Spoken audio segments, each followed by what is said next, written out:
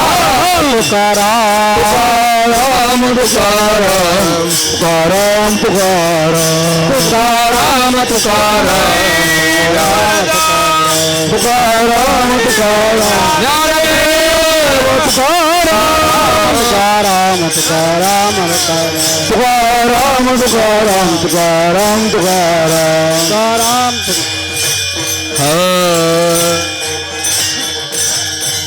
तुका म्हणे पावटणी करू स्वर्गाची निशाणी धन्य आम्ही जन्मालो दास विठोबाचे झालो. चारी चरणाचं रहस्य मानव देह अतिशय महत्त्वाचा आहे. पण कोणता परमार्थिक वृत्ती असणार. दयाची कुळी एक हरिदास धन्य त्याचा वंश पुण्यशील.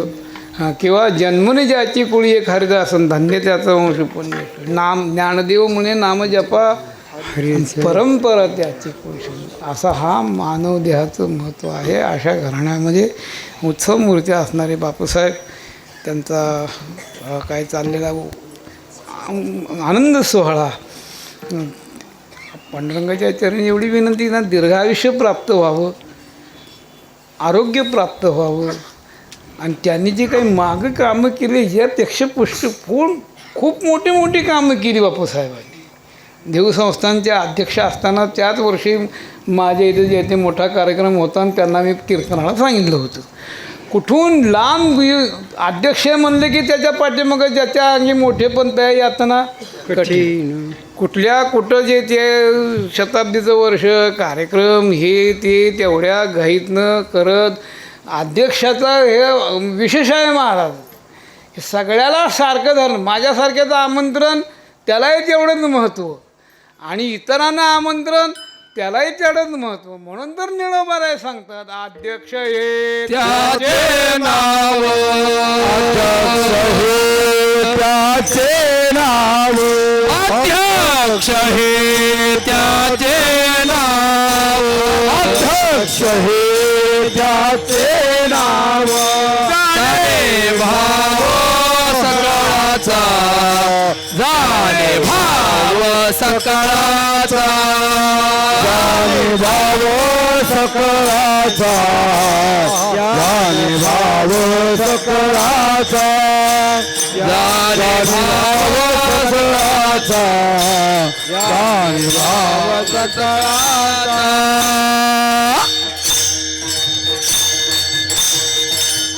निळोबारायचा अभंग आहे. पाठ भेद असेल जाणे भाव सकळांचा अध्यक्ष हे त्याचे नाव किंवा अध्यक्ष हे त्याचे नाव.